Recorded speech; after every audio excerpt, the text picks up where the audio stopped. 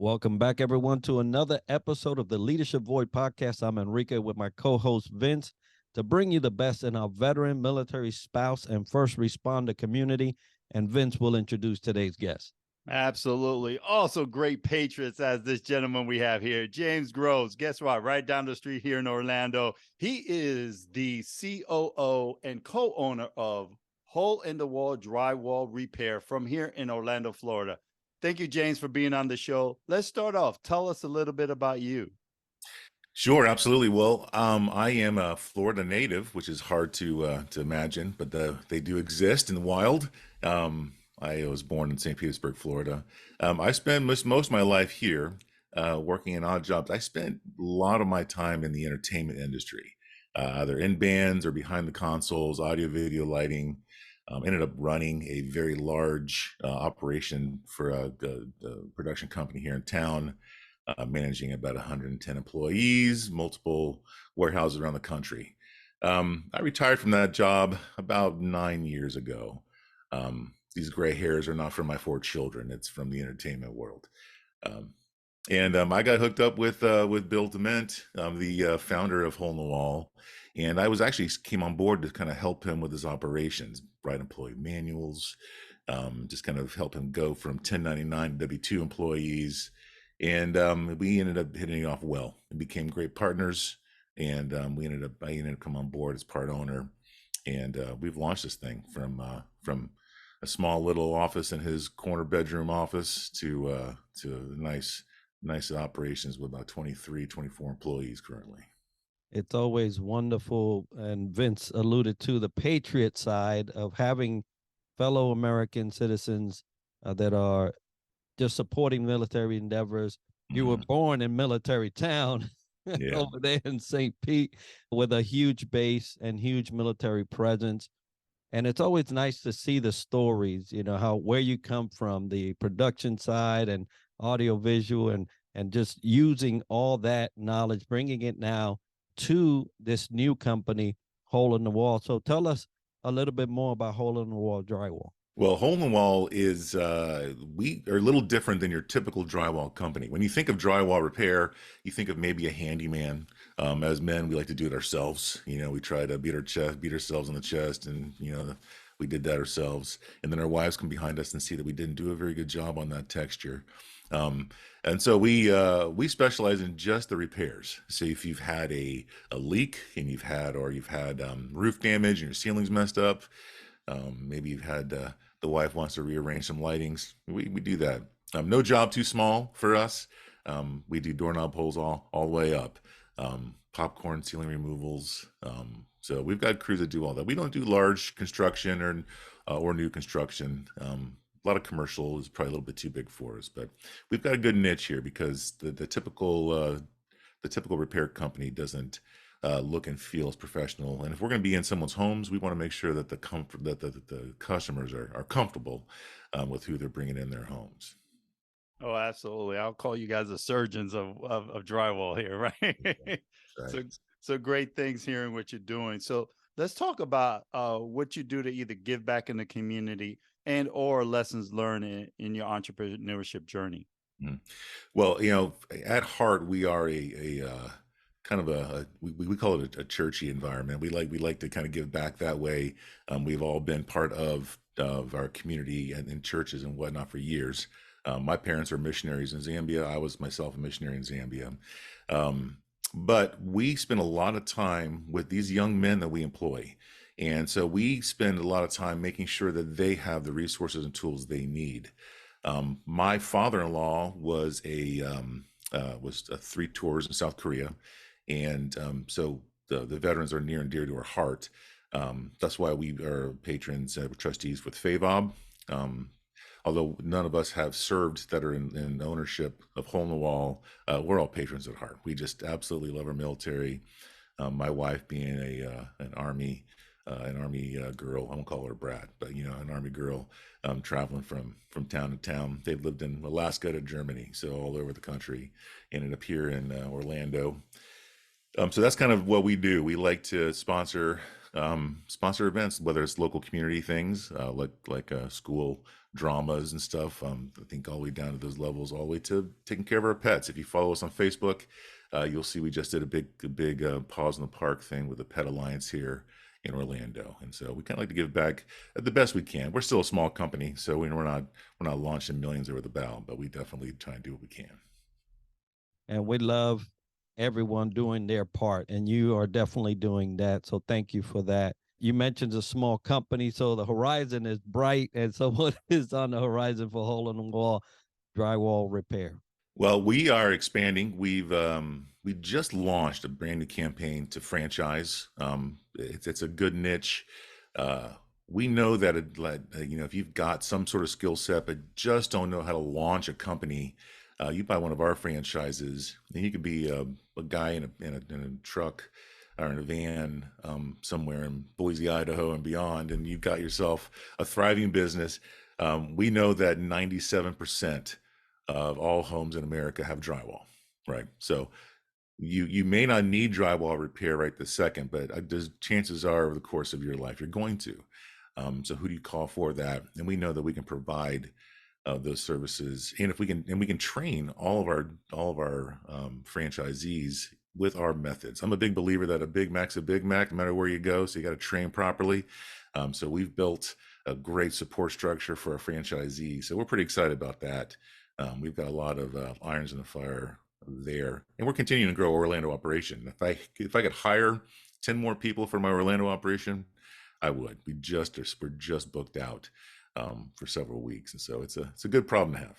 Absolutely. And like you said, 97% of the household have drywall. So, and love to hear what you're doing as far as the franchising opportunities. So that's great, going leaps and bounds.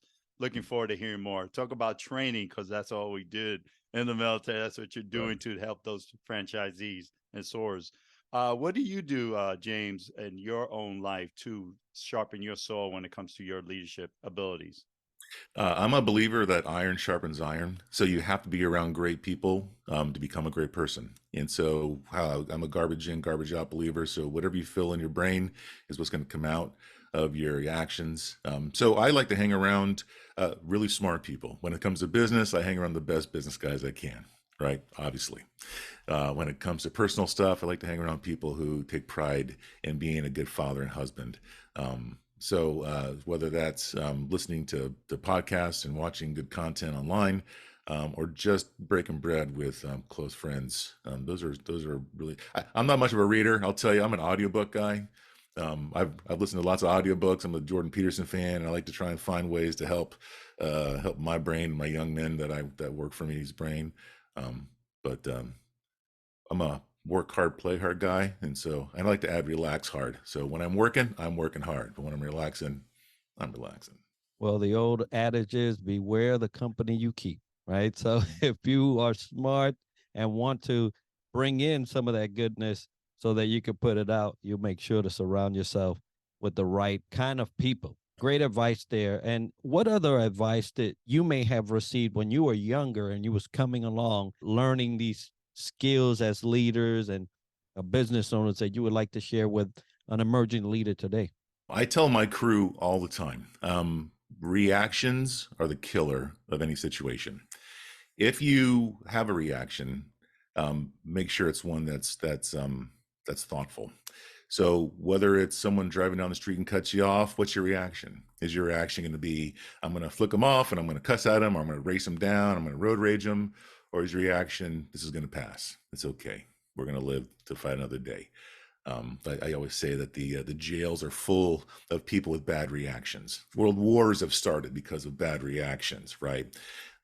So just to try and not knee-jerk everything, listen, you have to prepare yourself. When it's time for action, it's time for action. But don't always live on that I'm going to react mode. I unfortunately have seen several videos online where people do stupid things because they feel offended or they react poorly. My dad always would say, he's that this too shall pass, right? So give it time. That emotion is going to pass. It's kind of how it is with marriage too, right? You and your wife get into it. Just relax. It'll pass. It'll be okay. Not only great advice for emerging leaders, but all those out there in relationships. So I love hearing that. And I also understand it this way also, between stimuli and reaction, there's space. So honor that space before you react, right? Is basically what I'm also hearing. So understand that, especially if you record it's on social media forever. So please beware, be cognizant of your reaction. Love that that great advice. Now, James, being that you've done the entertainment, have all that gray hair to prove it, and now doing the hole in the wall drywall, what memorable leadership aha moment you'd like to share with our audience today? Well, I actually go back to when I was in Africa, and I was used to leading, some pretty intelligent people, some guys that, were in our production company. But then when I took the time to go overseas, I was having to lead people of all walks of life, people who didn't have concrete floors, they had, dirt floors and thatched roof huts, And so I couldn't treat them the same way. I'm a process guy. I like discipline. I like to make sure listen, I pay you for a job. I expect you to do your job. And I realized that, listen, you cannot lead by the letter of the law, but the spirit of the law. You have to be able to judge each person by their own character, their own merit, their own circumstances. So carrying that forward, I've got guys that work for me that are fresh out of high school, and I got guys and gals that have been around the block a few times, and each person requires a little bit of different finesse, a little bit of different leadership to get the best out of them. They all want to work hard, and they want to be led. And so I just have to do my best to lead them in a way that they're going to be responsive, that they're going to be, if I could jump down their throat and yell at them, and that may work for some people, but then other people get offended. I don't get the response out of them that I want. So I have to learn a little bit more about each person and make sure that my leadership skills, though I still have a process and though I still make sure that they still have to follow our standards and rules, but the spirit of the laws is as important as the letter of the law. Yeah, situational and circumstantial leadership is so important, especially when you have a group that's diverse.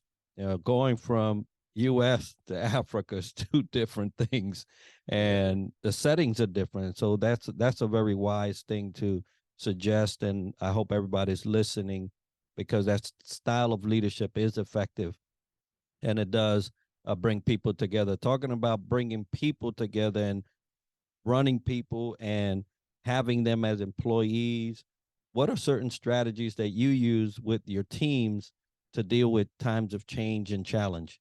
Well, we've had lots of challenging times, obviously lately. And the idea is that when you're part of a team, you want to be part of something that's special. So if we were kind of a fly by the seat of your pants type of company, it doesn't give the employee the confidence that they're in some place that's long term, or in front of a place that is going to leave them in a better place, 2 or 3 years down the road. So we're really big on recognition, and we're really big on family. We try to make sure that everyone understands that I couldn't do my job without them. So we strive to try to make sure that they're feeling part of something bigger. I'm a believer in kind of being over communicator. We could have hidden the fact that we're franchising. We could hide our numbers. We could hide a lot of those things, but we share them with our employees. We do a monthly breakfast where my office staff and we cook for everybody, and they show up early, and at 7 a.m. we're eating breakfast tacos and kind of hanging out together. But we also do our safety meetings, and we also break down what's the future of Hole in the Wall. Here's a new expansion. We're building a new studio. We're building a new, all these fun things. And it makes them kind of feel like they're part of something bigger, and they are, right? So when we launched our podcast, the Hole in the Wall Business Podcast, there was a side effect from that we didn't know we were going to have. Obviously, we've got a lot of knowledge, and we want to build credibility for our franchisees and just kind of help small business people. But then we found out that our employees are listening to our podcast, and that they're on job sites and they're listening to them on the Bluetooth speakers, and the customers are going, "Who's that?" "Well, it's my boss," and they're able to kind of get the inside track to some of the things that we're doing and some of the lessons that we've learned over the years that we can share with fellow business owners, the side benefit is our employees are really digging into that. And so I find that also a great benefit. I definitely love everything you guys are executing in your company for your culture and for the team, because one day those individuals are also either going to be part of the franchise or running the company. So great leadership lessons throughout this whole podcast. So thank you, James, for sharing. Now, folks here, either in Orlando or want to be part of this franchising world of Hole in the Wall drywall repair, how do they go about contacting you, James, or the company? I'm all my stuff is right here as well. You can see that's my personal cell phone number. You can text me, you can call me. That's my cell phone. We also are easily found online. If you just go to holeinthewall.com, I paid a pretty penny for that URL, so feel free to use it. Holeinthewall.com. If you want to learn about franchising, we'd be happy to talk about that. And that's holeinthewallfranchising.com. There's also a link on our Hole in the Wall website for that. So you can call me, you can email me, you can find us. Also feel free to listen to the Hole in the Wall Business Podcast. If you put that on, tell your Alexa or put it in anywhere there are our audio podcasts. We're not video, we're not fancy like you guys yet. Coming soon, hopefully. But you can find us, just type in Hole in the Wall Business Podcast. We've got a few of those bad boys up there. I'd like to think they're pretty good. Outstanding. And folks, we're going to have that as part of the show notes and video, and some of those external links that you don't see currently on James' background. But if you're listening, we'll have that as part of the show notes as well. James, it's been a pleasure to have you with us. Folks, if you want to get a hold of us at the Leadership Void podcast, the leadershipvoid@gmail.com is where you'll send that correspondence. Send us a request to listen to anything concerning leadership, or if you want to see a guest, Vince and I will curate that and make sure that it happens. Absolutely. James, thank you for being a patriot. We salute you for all you do for the veteran community in our space. And also, we want to also have the support of our sponsors, great sponsors. As you mentioned, one, FAVOB, we have VEI and Triple Nickel. We have the swag of Triple Nickel. Currently wearing that great apparel they do, and they're at Kohl's if anybody wants to know. But today is all about James Groves, Hole in the Wall drywall repair. Thank you, James, for being on the show, and have a great day. Thank you.